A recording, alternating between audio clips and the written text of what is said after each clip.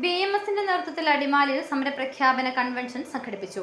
സംസ്ഥാന സർക്കാരിന്റെ ജനദ്രോഹ നയങ്ങൾക്കെതിരെയുള്ള തൊഴിലാളി മുന്നേറ്റത്തിന്റെ ഭാഗമായി നടക്കുന്ന പഞ്ചായത്ത് തല പദയാത്രയ്ക്ക് മുന്നോടിയായിട്ടായിരുന്നു സമരപ്രഖ്യാപന കൺവെൻഷൻ നടന്നത്.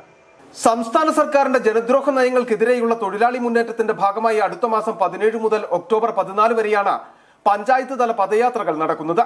ഇതിന് മുന്നോടിയായിട്ടായിരുന്നു BMSന്റെ നേതൃത്വത്തിൽ അടിമാലിയിൽ സമരപ്രഖ്യാപന കൺവെൻഷൻ സംഘടിപ്പിച്ചത്.